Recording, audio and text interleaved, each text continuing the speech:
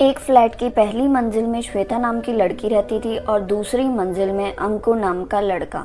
Shweta BCom final year में थी और अंकुर इंजीनियरिंग के फाइनल ईयर में।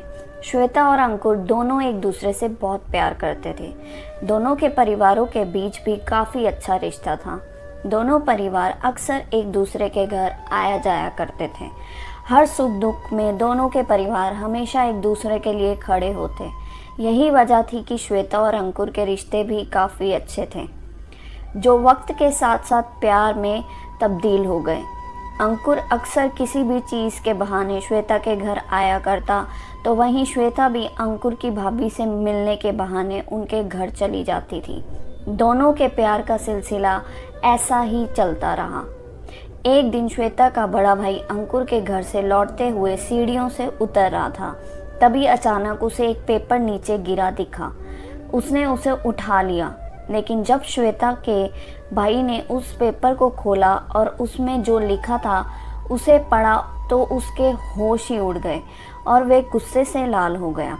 घर आते ही सबसे पहले उसने श्वेता और अपने माँ पापा को बुलाया। माँ के हाथ में वो पेपर देते हुए उसने श्वेता को एक चांटा मारा। वो पेपर पढ़ जैसे उसके माँ पापा के भी होश उड़ गए।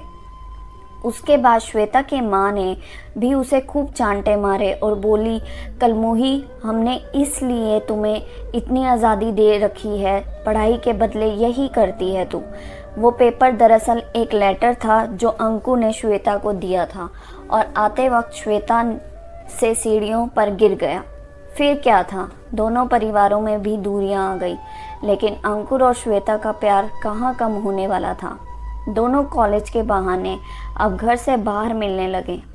ऐसा लगता मानो अब दोनों ज़्यादा आज़ाद हो गए हों।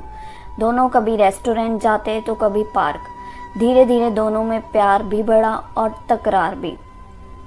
देखते ही देखते अंकुर ने अपनी इंजीनियरिंग पूरी कर ली और अब वो जॉब के लिए शहर से बाहर जाने लगा। अंकुर के चले जाने के नाम से ही श्वेता बहुत अपसेट हो गई थी, लेकिन आखिरकार एक दिन अंकुर चला गया। अंकुर के जाने के बाद दोनों की बातें फ़ोन पर ही अब हुआ करती। वक्त निकाल कर अंकुर और श्वेता दोनों एक दूसरे से घंटों बातें करते, लेकिन अब धीरे धीरे श्वेता के पास अंकुर का फ़ोन कम आने लगा। श्वेता फ़ोन करती तो वो कभी रिसीव करके ये बोल देता कि मैं बिज़ी हूँ, तो कभी फ़ोन रिसीव ही नहीं करता। ऐसे में श्वेता तो मानो अंकुर के लिए बिल्कुल पागल होने लगी थी।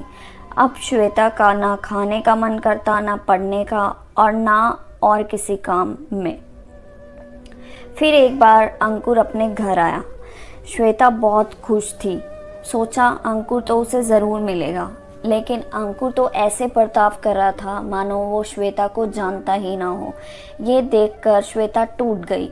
उसे समझ आ गया था कि बाहर जाने के बाद अब अंकुर अपनी लाइफ में आगे बढ़ गया है।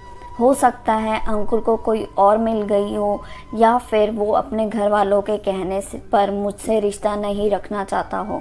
श्वेता ने अपने दिल को ये सारी बात बोलकर समझाने की कोशिश तो की, लेकिन श्वेता अब भी अंकुर को भूल नहीं पाई थी और अब तो श्वेता का मानो प्यार से विश्वास ही उठ गया। अब श्वेता भी बहुत अच्छी कंपनी में जॉब कर रही है। उसके पास सब कुछ है, लेकिन अक्सर रात को यही सोचती है कि सब मिला, बस एक तू ही नहीं मिला। अब वो अपनी ज़िंदगी को जी नहीं रही, बस काट रही है। दोस्तों, इस कहानी को पढ़ने के बाद ऐसा नहीं है कि लोग प्यार करना ही छोड़ दें, क्योंकि प्यार में कौन सच्चा है और कौन झूठा, इसका पता आसानी से नहीं चल पाता। बल्कि ज़रूरत है कि अगर आप कभी ऐसी परिस्थिति से गुज़रें तो खुद पर भरोसा रखें और ज़िंदगी में आगे बढ़ें, क्योंकि ज़िंदगी बहुत खूबसूरत है और इसका सिर्फ एक ही रंग नहीं है, इसके तो हज़ारों रंग हैं। तो दोस्तों, आपको ये कहानी कैसी लगी? अच्छी लगी है तो वीडियो को लाइक करना और अगर चैनल पे नए हैं तो चैनल को सब्सक्राइब करना।